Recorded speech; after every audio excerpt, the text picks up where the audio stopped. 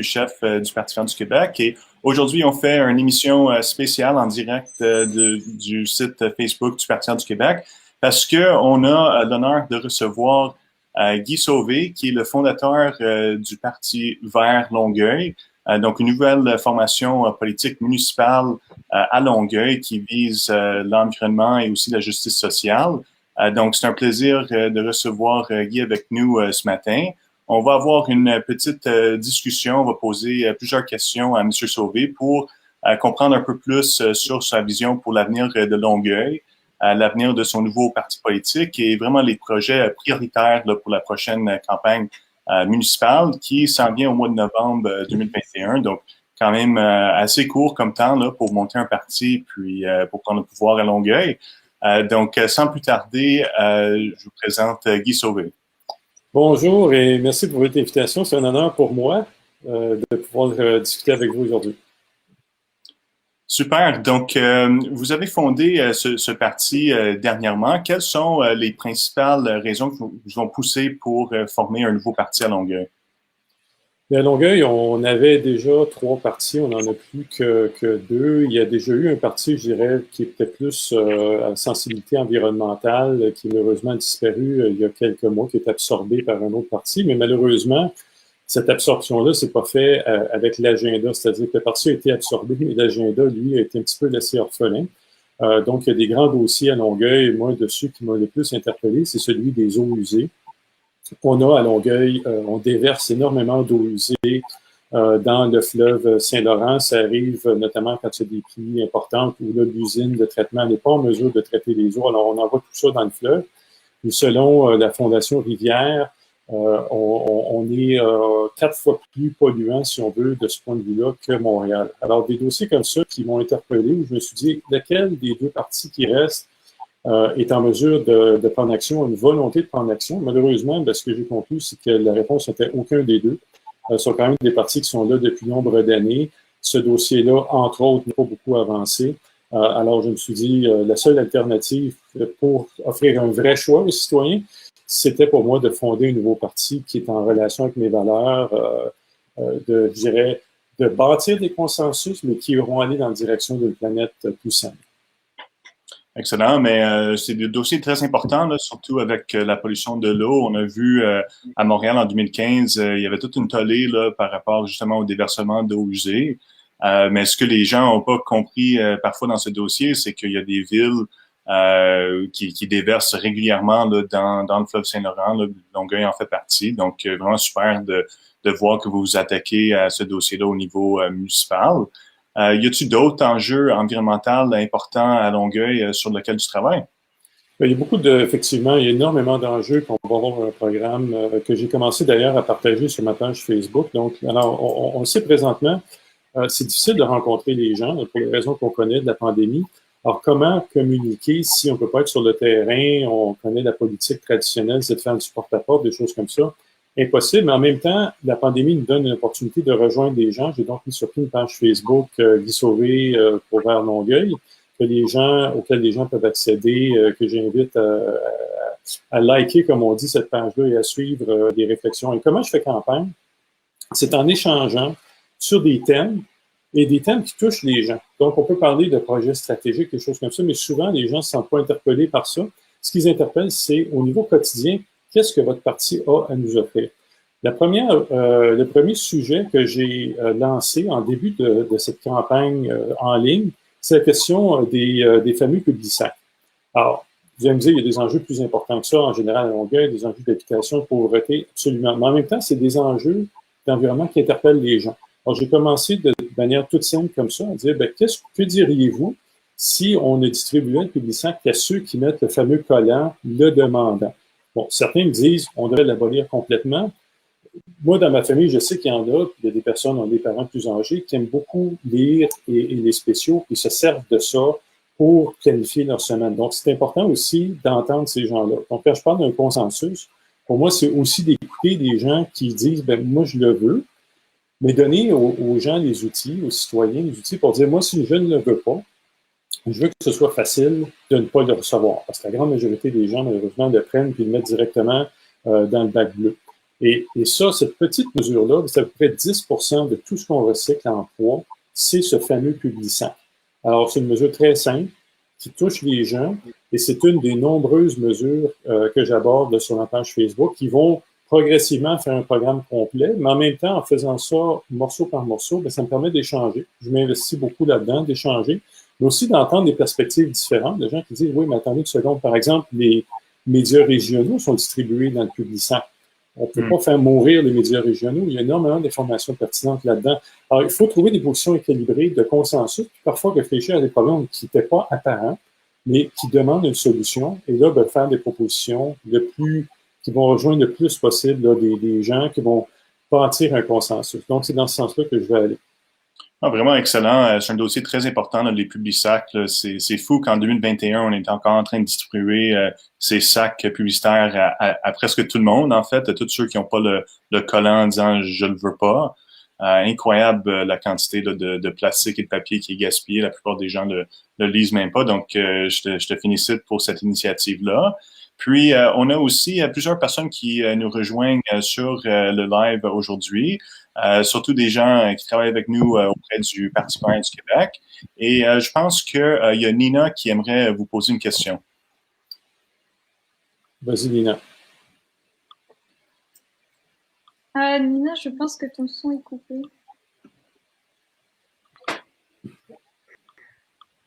Oui, donc, bonjour, Monsieur Sauvé. Donc, en fait, on se demandait un petit peu quels sont vos projets sur le long terme pour la ville de Longueuil? C'est une question très, très vaste. Je vais essayer d'y répondre le plus simplement possible. Je vous dirais, d'abord, d'entrée de jeu. Ce qui m'apparaît moins important au niveau des partis verts, comme vous savez, il y a des partis verts au fédéral. Il y en a un au fédéral, il y en a dans la plupart, ou peut-être toutes, même les provinces, évidemment, notamment au Québec. Il n'y en a pas tant que ça au municipal. Je crois que d'ailleurs, on est un des seuls. Je crois qu'il y en a peut-être un autre avocat qui a réservé un nom, mais il y en a très peu. Et pourtant, quand on parle de décisions qui peuvent transformer nos environnements, c'est souvent le municipal qui a les leviers pour faire ces décisions-là. J'en ai expliqué quelques-uns, comme par exemple le traitement des eaux usées, c'est du ressort municipal. La distribution des Publisac, c'est du ressort municipal. Tout ce qui est, par exemple, il y a énormément d'éléments du côté transport qui sont du ressort municipal. En même temps, il faut penser de manière beaucoup plus large, c'est-à-dire que les gens qui votent ne veulent pas simplement voter pour un agenda qui vise un grand objectif. Ils veulent qu'on ait des réponses à énormément d'enjeux. Donc, on va parler dans cette campagne-là de finances publiques, on va parler de ratio de dette, parce que tout ça, c'est interrelié. Si, par exemple, on dit, ben, on veut s'attaquer au problème des eaux usées qui sont déversées dans le Saint-Laurent, puis Alex le mentionnait tantôt, c'est arrivé une fois à Montréal, c'était pratiquement un scandale national. Mais ici, ça arrive très, très, très régulièrement. Ça arrive une fois en 4 ans à Montréal, tout le monde en parlait dans les journaux. Ici, c'est continuel. Mais c'est interrelié avec le budget. Donc, comment est-ce qu'on s'attaque à ce problème-là? Ben, par exemple, Montréal le fait en créant des réservoirs. Créer des réservoirs, s'il y a un surplus d'eau à cause de la pluie, cette eau-là est stockée en attendant que l'usine de traitement ait pu absorber tout le surplus d'eau et éventuellement, ben, cette eau-là est traitée comme le reste. Alors, c'est tous des vases communicants. Et on ne peut pas, comme parti vert, juste dire, ben, il faut s'attaquer au problème des eaux usées. Il faut penser aussi qu'il y a un impact budgétaire. Et en termes de vision, je dirais, un des thèmes englobants qui touche beaucoup les gens ici, c'est de dire, il faut revenir à nos missions essentielles comme ville. On peut s'étendre dans un paquet de domaines comme ville. On a dépensé énormément à Longueuil pour attirer, par exemple, des grandes multinationales sur notre territoire. Des multinationales qui n'ont pas besoin d'argent, mais pour qui on a donné des dizaines de millions de dollars de cadeaux, on va se dire, d'incitatifs fiscaux. Alors, on déborde de nos missions. Les gens nous disent, revenez à vos missions. Le traitement de l'eau, c'est de ressort municipal. Faisons donc un bon travail là-dedans avant de déborder dans des missions qui sont plus ou moins liées à ce que le municipal doit faire. Donc, c'est ce que je vous dirais comme premier pilier ou premier principe, les missions de la ville, dont plusieurs sont reliées à l'environnement ou touchent la qualité de vie des citoyens, faire un meilleur travail là-dedans, et peut-être moins de grands projets à coût de dizaines de millions, qui souvent, les citoyens n'embarquent pas tant que ça là-dedans, ne sont pas très, très interpellés. Alors, on faut revenir au cœur de ce qui est la mission du municipal, et en faisant ça, on fait un travail qui est, à mon avis, bien meilleur du point de vue de l'environnement. Super. Un enjeu qui nous préoccupe beaucoup au Parti vert du Québec, c'est la discrimination envers les minorités et le racisme, le racisme systémique, le profilage racial et vraiment une certaine intolérance envers les minorités. Que proposez-vous pour la diversité de Longueuil? Bien, plusieurs choses. D'abord, je peux, sur une note toute personnelle, vous dire que mon épouse est de race noire. Elle est arrivée au Canada des Antilles quand elle était relativement jeune. Alors, elle a un petit peu, sa vie s'est passée une moitié dans les Antilles, l'autre moitié ici. Elle travaille dans le secteur de la santé. Alors, c'est un enjeu qui me touche beaucoup. Mon employeur, récemment, on avait une session complète chez mon employeur sur cette question-là. Il y a une intervention d'une directrice de race noire chez nous qui disait c'est quand on le voit qu'on y croit. Hein? When we see it, we believe it. Et ce qu'elle voulait dire, c'est quand on voit, par exemple, des conseillers de race noire, quand on voit des policiers de race noire, quand on voit, et je dis race noire, évidemment, j'englobe de manière beaucoup plus large. Ça peut être des gens, par exemple, de d'autres groupes. Mais quand ces gens-là, au sein de ce groupe-là, voient des gens qui originent de leur groupe réussir au municipal ou ailleurs, eh bien, ils les voient comme modèles potentiels. Vous pouvez imaginer, par exemple, si une mairesse était de race noire, bien, la perspective de toutes les jeunes femmes et les jeunes hommes de race noire changerait par rapport à la politique municipale, qui est encore, on va dire, quand même assez blanche, et c'est pas nécessairement à l'image de notre communauté. On a une communauté à Longueuil, peut-être pas aussi diversifiée que celle de Montréal, mais passablement diversifiée, avec énormément de groupes divers. Maintenant, comment changer tout ça? Bon, on a une chance très grande à Longueuil d'avoir un chef de police qui est très sensible à ces questions-là. Il est lui-même né à l'extérieur du Canada, il fait des projets comme, par exemple, amener son corps de police, ses policiers, rencontrer, il a fait, par exemple, un événement auprès de la communauté musulmane. Donc, son équipe a pu vraiment voir, entrer, si on veut, dans la vie d'un groupe qui est très présent à Longueuil, les musulmans, où souvent il y a une distance qui s'établit entre, par exemple, la force de police et ces groupes-là, auxquels les policiers n'originent pas. Pourquoi il faut continuer ces efforts-là? Quand on regarde les statistiques, on a une police, par exemple, qui n'est pas encore tout à fait aussi diversifiée que la ville qui le protège. Donc, il y a du travail encore à faire. Il faut dire quand même aussi que ce travail-là, il faut remonter la chaîne jusque, par exemple, aux écoles de police, parce que là aussi, s'il n'y a pas de diversité suffisante dans nos écoles, ça va être beaucoup plus difficile pour les forces de police de recruter.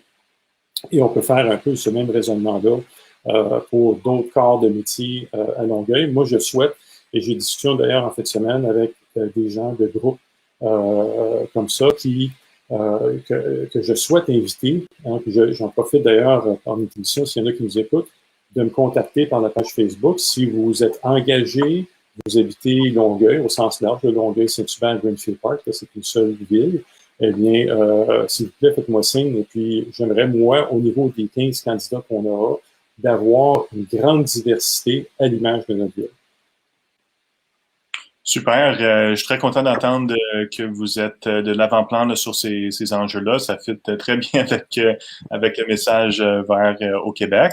Je pense qu'on avait aussi une question de Dunia. Oui. Alors en fait, moi, ma question, elle est un peu plus d'ordre personnel. Je suis assez curieuse. J'aimerais vraiment comprendre et connaître votre cursus. Qu'est-ce qui vous a poussé à aller en politique et qu'est-ce que vous avez fait avant d'y arriver et comment l'idée a mûri dans votre tête? Bonne question, effectivement. Alors, moi, j'ai grandi sur la Rive-Sud, donc j'origine de la région. J'ai étudié à l'École polytechnique, donc j'ai gradué en ingénierie. J'ai fait également un diplôme en administration des affaires à McGill. Donc, j'ai un petit peu cette notion-là qui est le côté, je dirais, plus technique, qui est très important dans les villes, lié avec un sens commun des affaires. Par exemple, quand on parle d'investissement, ben, il faut toujours penser en termes de cet investissement-là donne quoi comme bénéfice par rapport, bénéfice au sens large pour la communauté par rapport à d'autres types d'investissements. Il y a des choix à faire dans une municipalité. J'ai eu la chance, il y a une vingtaine d'années, de participer à une équipe qui s'était présentée à Outremont. J'étais moi-même candidat dans mon quartier. Et ça a été ma première expérience du municipal. Malheureusement, on n'a pas gagné. On est arrivé bon deuxième. On n'avait pas gagné à l'époque, mais ça m'a vraiment donné une expérience de la vie municipale. Mon épouse et moi, on est revenus résider à Longueuil. On a choisi Longueuil. Ça, je tiens à le mentionner parce que on a vraiment visité beaucoup d'endroits de Montréal, de la Rive-Sud. On s'est promené, je dirais, d'une extrémité à l'autre. Et c'est ici qu'on a trouvé ce qui nous convenait en termes de qualité de vie, en termes de coûts abordables d'habitation, des choses comme ça. On a vraiment trouvé la formule qui nous convenait. Et j'ai commencé à m'intéresser à la politique municipale parce que je connaissais du cégep, en fait, une des candidates à la mairie, malheureusement pas celle qui a gagné. Donc, ça m'a amené à m'intéresser de beaucoup plus près à ce qui se passait ici et de tirer mes conclusions par rapport à est-ce que je suis satisfait par l'offre des partis en général, puis plus spécifiquement par rapport à mes valeurs à moi, mais aussi en général. Et ma conclusion était non. Il y avait une élection partielle l'année dernière dans un district, donc ça aurait été un mandat d'à peu près 1 an. Je me suis présenté et j'ai choisi de ne pas me présenter pour aucun des partis que j'appelle les vieux partis à Longueuil parce que je ne m'identifiais pas. Et d'ailleurs, au moment où je me suis présenté, les deux partis cherchaient des candidats. Alors, c'est pas comme si les plans s'étaient prises. Et ironiquement, l'autre candidat était aussi un candidat indépendant. Alors, c'était quand même assez ironique qu'on était 2 candidats et ni lui ni moi, on voulait se joindre à un des vieux partis de Longueuil. Pour nous, ça s'imposait, ça nous prend une alternative et c'est la direction, la décision que j'ai prise. Super. Mais écoute, on souhaite un grand vent de changement à Longueuil pour avoir vraiment un nouveau parti politique là, qui peut remplacer ces vieux partis, comme vous les appelez. Un dossier important au niveau municipal, c'est le logement, l'accès au logement, la qualité des logements, les rénovations, comme qu'on dit. Qu'est-ce que vous pensez pouvoir faire au niveau du logement à Longueuil? D'abord, il faut dire, ça va pas très bien à Longueuil sur ce plan-là. Les besoins sont immenses. Il n'y a aucun doute. À Longueuil, il y a beaucoup de besoins, beaucoup de gens dont une portion importante de leur revenu va au logement et parfois un pourcentage très important. Alors, il ne reste plus grand-chose une fois que le logement est payé. Et souvent, malheureusement, ce n'est pas des logements de super grande qualité. Ça tire de plus en plus de leur budget. Première chose dont il faut parler, c'est l'Office municipal d'habitation de Longueuil. Cet office-là est maintenant en tutelle. C'est une décision du gouvernement du Québec, tellement que ça allait mal. Il y a eu un rapport confidentiel qui a coulé dans les médias, que je ne résumerai pas, mais c'est sur des dizaines de pages, à quel point la gouvernance de cet organisme-là est déficiente. Maintenant, cet organisme est indépendant. Alors, c'est important quand on fait de la politique municipale de garder et de respecter l'indépendance de certains organismes parce qu'on ne veut pas se retrouver dans une situation où les politiciens commencent à piger puis à se mêler de la gouvernance d'organismes, ou peut-être, je ne sais pas, faire en sorte que les appartements aillent à des gens qui sont plus favorables à leurs opinions, des choses comme ça. Donc, il y a une séparation qui existe. Mais cette séparation-là, il y a tout de même, sur le conseil d'administration de l'Office municipal d'habitation de Longueuil, des représentants des élus, en fait des élus de l'agglomération. Et le rapport qui portait sur la gouvernance a blâmé les élus, a blâmé beaucoup de monde là-dedans, notamment les élus. La première chose, à mon avis, qui devrait être faite, qui aurait dû être faite, c'est que certains élus auraient dû tirer des bonnes conclusions et laisser leur place. Et c'est pas nécessairement négatif en ce sens que si une personne n'est pas du domaine de l'habitation, siège sur un conseil d'administration d'un organisme voué à cette mission-là, peut-être que si les choses vont mal, la chose à faire, c'est de dire, c'est peut-être pas moi la meilleure personne, je vais céder ma place. Puis à Montréal, le président du conseil d'administration de l'ONH, celui donc l'Office de Montréal, c'est pas un politicien professionnel. C'est quelqu'un du secteur de l'habitation, ce n'est pas un élu. Et si c'est plus difficile à l'intérieur de l'organisme, il a tous les outils de son expérience personnelle pour pouvoir assister la direction générale aux besoins. Ici, ce sont des élus qui élisent d'autres élus pour les envoyer sur le conseil d'administration. Et là, quand la soupe est chaude, comme c'est le cas présentement, bien, ces mêmes aigus-là, entre eux, ne vont pas commencer à se pointer du doigt. Ils ne vont pas commencer à dire, ben, toi, il y a peut-être quelque chose que tu n'as pas fait, tu devrais peut-être te retirer du conseil. Donc, première proposition pour moi, c'est de garder une distance plus grande entre les élus du conseil d'administration et d'amener au sein du conseil d'administration des gens d'expérience que si ça devient difficile au sein de l'organisme, ils ont l'expérience pour pouvoir assister la direction générale. Après ça, c'est une question de gros sous. C'est une question de budget. Il y a énormément de questions de budget à l'intérieur de l'habitation. Et le municipal, normalement, finance à hauteur d'à peu près 15 %. Il faut donc interpeller le fédéral et le provincial pour faire davantage parce que vous regardez quand vous payez vos taxes, hein, vous regardez ce que vous payez au provincial, vous regardez ce que vous payez au fédéral, vous faites la somme dans votre foyer versus au municipal. Probablement que la majorité des gens en payent beaucoup, beaucoup plus au provincial et au fédéral ensemble qu'au municipal. L'argent est au provincial et au fédéral, il faut se le dire. Et ça, ce que ça veut dire, c'est que ces deux niveaux de gouvernement-là doivent s'impliquer davantage dans l'habitation, appuyer les efforts du municipal qui finance, comme je le disais tantôt, à 15 % et avoir davantage d'unité. Moi, il y avait une dame qui m'écrivait sur mon Facebook qui me disait ça fait 4 ans que j'attends. Ça fait 4 ans que j'attends, que je suis sur la liste d'attente, mais je n'ai 4 ans. C'est pas acceptable. Il y a trop de besoins et il faut investir davantage. Oui, surtout que, tu sais, quand on regarde ces problèmes bureaucratiques-là, qui paye le prix de ça? Mais c'est des citoyennes qui habitent des logements insalubres, là, qui sont pas capables de se faire inspecter les logements ou si un problème est trouvé, de obliger le propriétaire à faire quelque chose. Donc, c'est très important que ça soit réglé à Longueuil.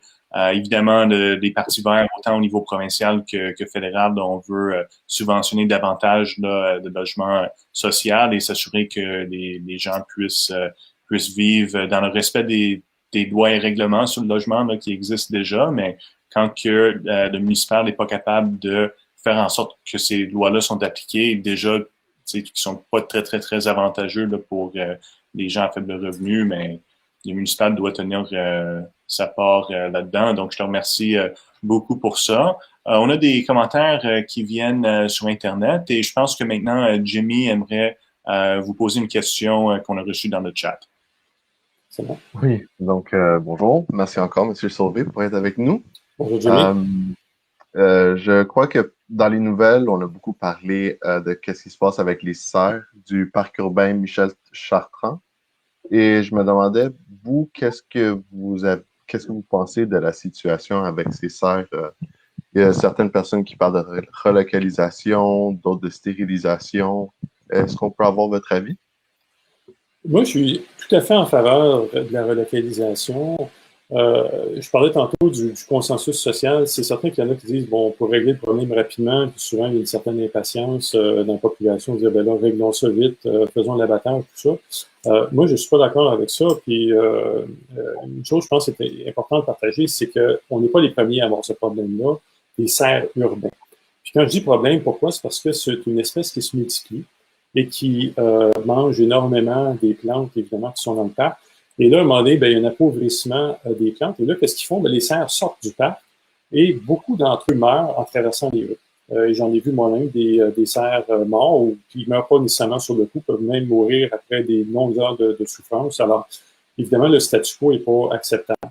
Dans l'Ouest canadien, les municipalités qui ont aussi font face à cet enjeu-là, ils ont dit, bon, on va les abattre, et ça a soulevé un tollé. Il y a bien des villes touristiques là-bas qui ont dit, on veut plus faire ça, c'est pas la bonne solution. Il y a beaucoup d'opposition, avec raison, de gens qui disent, c'est des animaux qu'on voit tous les jours, j'amène mes enfants dans le parc, tout ça, on les adore, on veut pas que ces animaux-là soient abattus. Et là, ben, il y a un organisme qui s'est proposé pour faire relocaliser, en fait, les cerfs. Donc, il y a des endroits qui ont accepté de les prendre, ce qui est une bonne nouvelle. Ce qu'il faut dire, c'est qu'il y a un groupe indépendant de biologistes qui revoit le protocole proposé par l'organisme qui veut faire la relocalisation. Et c'est important que le protocole qui est utilisé, par exemple, comment attraper les animaux sans qu'ils se blessent, comment les anesthésier sans que, en réaction à l'anesthésie, ils veulent, par exemple, s'ils ont mangé, ben, ils peuvent régurgiter, ça peut les faire mourir. Alors, il faut faire ça de manière très, très, très prudente pour qu'on ne se retrouve pas à essayer de déménager 15 serres, puis pendant cette opération-là, les 15 meurent. On ne sera pas plus avancé et les gens vont être absolument insatisfaits. Donc, cet organisme-là a eu une première, a présenté son dossier. Le dossier n'a pas été accepté dans sa première mouture. Selon ma compréhension, ils veulent aller et présenter une deuxième version améliorée où ils vont tenir compte des commentaires de biologistes. Les biologistes indépendants de l'Université de Montréal. Donc, c'est pas présentement des enjeux administratifs ou de retard, des choses comme ça. C'est vraiment des gens qui connaissent le milieu de la faune, qui veulent s'assurer que ce soit fait correctement, parce que l'objectif, c'est de sauver ces animaux-là. Et si on apprend de cette expérience-là, ben, on sait des gens, ça se multiplie. Alors, on va devoir recommencer. Si on les abat cette année, l'année prochaine, il va encore falloir faire de l'abattage. Ça va encore causer énormément de satisfaction. Donc, moi, je souhaite que cet organisme-là ait du succès et on puisse relocaliser les serres parce que c'est probablement quelque chose qu'on va devoir faire régulièrement. Donc, si ça a du succès cette année, on développe, si on veut, une recette ou un protocole. Mais moi, je souhaite que ça se poursuive, ça se fasse à nouveau au fur et à mesure des besoins qu'on a de maintenir la population des cerfs à un niveau raisonnable, parce que les autres alternatives, comme par exemple réintroduire des prédateurs, seraient impensables. C'est un parc urbain où les enfants vont jouer, des choses comme ça. Donc, c'est pas quelque chose qu'on est prêt à envisager comme solution.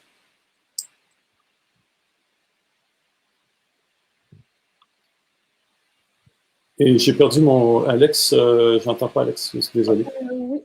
Désolé, voilà. mon mute, là, mais en tout cas, je te remercie, M. Sauvé, là, pour ta prise de position là-dessus. Je sais que c'est un enjeu qui a soulevé beaucoup de passion dans les médias et dans la rue et dans le parc là, depuis un certain temps. Là. Donc, intéressant de voir que, contraire à d'autres élus à Longueuil, que tu portes attention là, à les demandes de la population là, quand que cette population de cerfs-là, puis que tu cherches une solution dans laquelle les animaux ne seront pas blessés.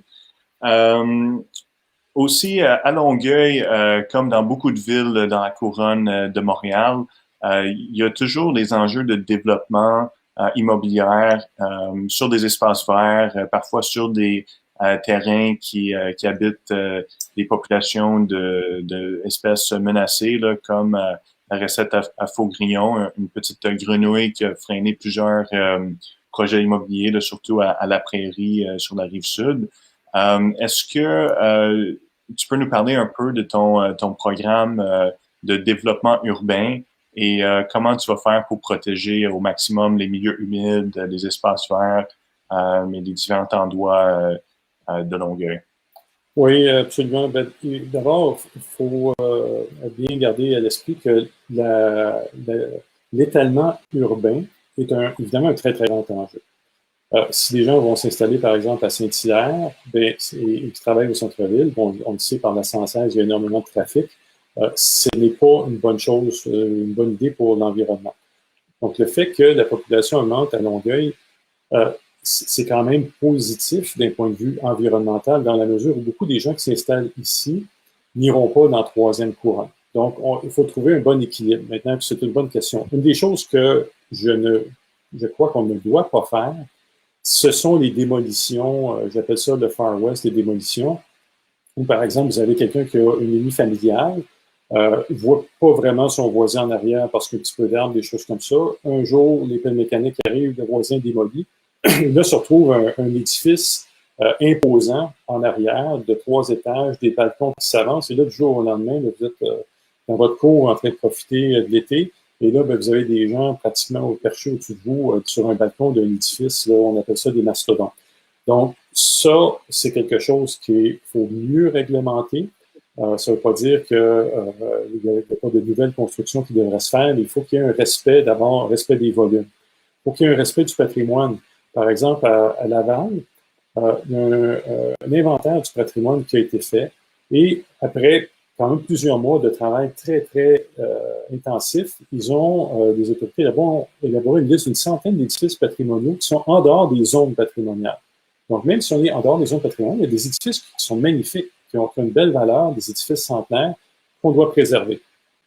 Et de manière à faire ça, à rendre ça intéressant pour les citoyens, à Laval, ils ont développé un programme d'aide financière parce que souvent, ces vieilles maisons-là sont difficiles à entretenir et les gens peuvent bénéficier d'une aide financière pour ça. Donc, d'abord, préserver le bâti existant, garder une certaine flexibilité pour du nouveau, mais pas de démolition, remplacement avec des mastodontes. Ça, c'est le premier élément du programme. Un autre élément, c'est ce qu'on appelle les TOD en anglais. Là, je ne sais pas si c'est une traduction appropriée en français, mais les Transit Oriented Development. On a à Longueuil, évidemment, la station de métro Longueuil, et on prévoit d'ici quelques années à ce qu'il y ait un mode de transport structurant, donc avec des stations importantes le long probablement de Tachereau. Et tout ça, autour de ça, peuvent s'articuler du développement, du beau développement, et profiter, si on veut, du transport. Donc, souvent, les gens qui vont habiter dans ces unités-là n'ont pas de voiture ou vont très peu utiliser leur voiture. Ils vont là, justement, parce que du transport facile. Il y a des terrains disponibles que, d'ailleurs, certains d'entre eux vont être développés. Ça, je suis en faveur de ça, autour du métro. Et on peut continuer dans cette direction-là. Ça me semble être une bonne avenue. Maintenant, pour ce qui est des milieux humides, mais dans le même sens que je mentionnais, c'est que des milieux urbanisés sont développables. Autour des tours, si vous construisez des tours de condos, il n'y a pas vraiment d'enjeu d'intégration urbaine. C'est déjà un site extrêmement urbanisé. Et en faisant ça, bien, ça évite, si vous voulez, de détruire des milieux humides. On va bâtir peut-être une quinzaine de maisons. Moi, j'aime mieux peut-être une tour à condo avec 200 unités. Vous avez autant d'unités, sont près du métro et on préserve en même temps les milieux humides. Moi, ça me semble être une bonne approche pour le développement. Oui, super, excellent. Un problème qu'on a à Montréal, c'est avec le REM. Ils ont conçu des gares du REM dans des boisés, puis là, ils cherchent à développer le reste du boisé là, en disant que c'est du développement orienté vers le transport en commun. Donc, des fois, ils peuvent utiliser ce genre de projet là, pour développer les derniers milieux humides et les dernières forêts qui restent. On a aussi une question maintenant de Émilie. Oui, bonjour. Alors, j'avais une question qui concerne davantage les avancées du parti. On voulait savoir où était rendue votre demande pour former le parti et comment allait le recrutement en ce moment. Les deux vont bien. En fait, d'abord, au niveau de la demande, le directeur général des élections a accepté la réservation du nom, qui est la première étape. Et maintenant, on a tout ce qu'il faut. Là, ils envoient après ça un kit, si on veut, pour les signatures. Alors, ce processus-là a commencé. Et je m'attends à ce que ça aille très bien parce qu'on n'a pas besoin de milliers de signatures. Là, le processus est quand même correct. Moi, la priorité, puis j'ai eu cette question-là récemment aussi à la radio et à la télévision de la Rive-Sud, c'est la priorité, c'est l'engouement des gens, c'est l'engouement de la population. Ça, pour moi, c'est comme la base. Et après ça, ben, si c'est au rendez-vous, et je pense que ce l'est, les candidats se manifestent. Les gens, et j'ai déjà des conversations avec des candidats, comme je vous mentionnais tantôt, les deux vieux partis n'avaient pas de candidat à la dernière élection partielle. Il y en a un des deux qui a fini par trouver quelqu'un. Mais comme vous pouvez voir, j'estime qu'on est, je dirais même, en avance par rapport aux anciens partis sur ce plan-là. Parce que la première condition qui est au rendez-vous, c'est l'engouement. Et ça, c'est facile à vérifier parce que il suffit d'aller sur la page Facebook, de voir des commentaires, souvent des centaines de commentaires de gens, généralement favorables, parfois plus réservés. C'est correct, c'est ça la démocratie. Pour moi, c'était le premier élément, c'est est-ce que les gens embarquent? Est-ce que la population embarque? Est-ce que les citoyens embarquent? Est-ce qu'ils se retrouvent dans ces thèmes-là? Donner un exemple, je parlais des marchés fermiers. On a ici un marché public, malheureusement très peu fréquenté, un petit peu isolé sur le bord de l'aéroport. Les gens n'y vont pas, très peu. Et j'ai proposé qu'on fasse des marchés fermiers temporaires, des marchés d'été, là, comme on voit dans certaines municipalités, avec des kiosques, des choses comme ça. Ça a eu énormément de succès au niveau de la réponse des gens. En fait, les gens disaient, j'en veux un dans mon quartier, j'en veux un dans mon quartier. C'était plus une question de savoir où on devrait les mettre parce que la demande est très élevée. Et ça se lie bien avec les thèmes que je veux défendre parce que qu'est-ce qui se passe dans ces petits marchés-là publics? Bien, les gens, les acheteurs, parlent aux producteurs. Donc, il y a un lien qui va s'établir. C'est pas un achat anonyme comme on a, par exemple, à l'épicerie. Le produit, c'est un produit qui vient d'à côté. On a énormément de terrains fermiers à Longueuil. On pense à Longueuil en termes d'urbanisme. Il y a de très grands espaces fermiers aussi ici à Longueuil. Donc, ça illustre que si l'enthousiasme de la population est au rendez-vous, bien, le reste va venir en termes de candidature. Peut-être des gens vont vouloir mettre des sous, des choses comme ça. Donc là, les signatures, c'est en cours. Et puis, je m'attends que ce soit terminé là, très, très bientôt. Donc, au niveau des formalités, tout ça, ça va être bientôt terminé. Et quelles sont les choses que les gens peuvent faire pour t'aider dans ta démarche, M. Sauvé? Plein de choses. En fait, la première chose, c'est de se joindre à la page Facebook. Ils peuvent m'envoyer des messages aussi privés s'ils veulent participer davantage. Il y en a plusieurs qui l'ont fait déjà. Alors, ce qu'on cherche, c'est, par exemple, il y a des gens qui se sont portés volontaires pour aider pour le programme. Il y a déjà une base de réflexion qui est une bonne centaine de pages, en fait, un petit peu plus gros que ça. Mais c'est sûr qu'il y a des thèmes où j'ai besoin de gens qui sont prêts à s'impliquer, qui vont dire, ben moi, j'aimerais ça, par exemple, explorer le thème des animaux domestiques. C'est pas un thème sur lequel j'ai des tonnes d'idées, j'en ai plusieurs. Et il y a des gens qui m'ont amené, des citoyens qui ont dit, écoutez, il y a peut-être telle et telle chose qu'on devrait faire, on a vu ça ailleurs dans d'autres municipalités. On sait quand des personnes âgées, par exemple, perdent leur animal domestique, c'est souvent extrêmement dur pour eux.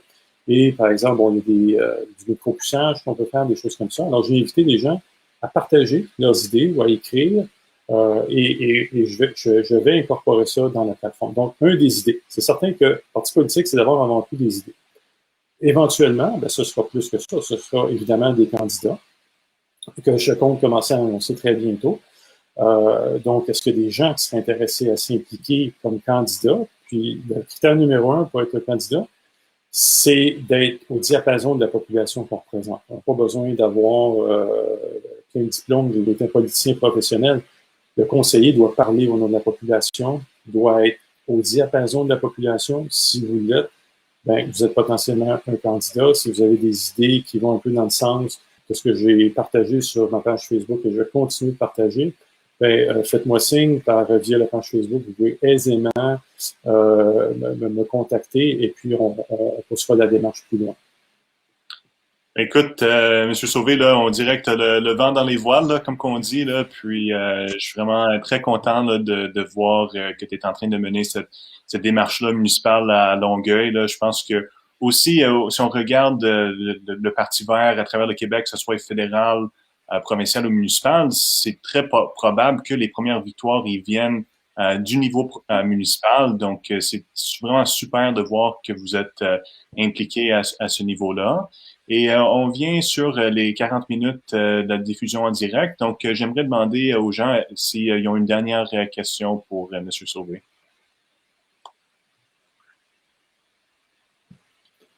Mais je te dirais peut-être juste, pendant que peut-être quelqu'un réfléchit à sa question, on a effectivement l'occasion de faire l'histoire.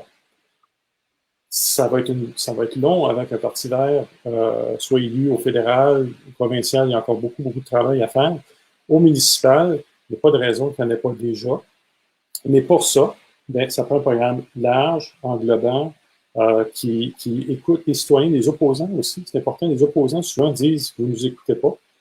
Mais ils peuvent avoir des préoccupations très, très réelles. Alors oui, on a l'occasion de faire l'histoire, mais je vous dirais à vos auditeurs, si ça vous tente, ben, embarquez si vous êtes résident de Longueuil ou même si vous ne l'êtes pas, pardon, joignez-vous à nous et puis on a l'occasion de faire l'histoire, ce serait extraordinaire. Oui, super. Donc, on a un commentaire ici qui vient des réseaux sociaux. Donc, on a Madame Anne qui demande qu'est-ce que vous pouvez faire contre l'âge systémique. Et je pense une question plus large aussi sur qu'est-ce que les personnes âgées peuvent retrouver dans le programme de Vert Longueuil. Bien, je pense que la meilleure manière de ne pas faire de l'âgisme, c'est justement de dire que tout est potentiellement intéressant pour des personnes âgées. Donc, les questions de transport sont très présentes au sein des personnes âgées. C'est une préoccupation qui est très, très présente. Nous aurons aussi des choses à partager sur ça. Je parlais tantôt, ça peut être des choses aussi simples que s'occuper des animaux domestiques correctement, pouvoir les retracer plus facilement. C'est une préoccupation très concrète des personnes âgées. Je parlais un petit peu plus tôt du logement aussi beaucoup de personnes âgées préoccupées par la qualité du logement. J'ai partagé sur ma plateforme des questions comme par exemple la mesure du plomb dans l'eau. Beaucoup de personnes âgées habitent dans des habitations qui sont, je dirais, qui ont été construites à une autre époque, donc un petit peu plus vieilles.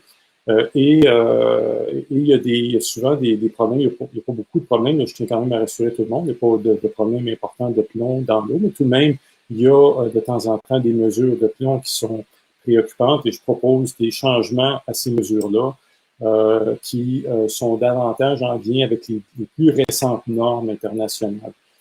Donc, le plus simplement que je peux vous dire, c'est la plateforme dans son ensemble est susceptible d'intéresser des gens.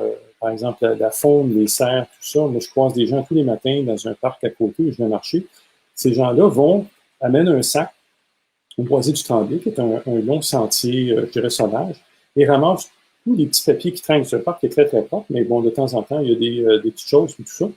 Et ils viennent et ils nettoient littéralement le sentier. C'est un petit peu leur hobby. Et puis moi, je me dis, on devrait leur donner une récompense. Les villes donnent, par exemple, les clés de la ville ou une reconnaissance comme ça. Pour moi, ce genre d'implication-là, qui est très anonyme, m'inspire beaucoup. C'est quelque chose qui m'inspire beaucoup. Puis ça m'encourage, ça me permet de voir que des gens de tout âge, autant des jeunes comme on voit aujourd'hui sur votre chat, que des gens plus âgés qui veulent participer à une ville plus propre, une ville meilleure.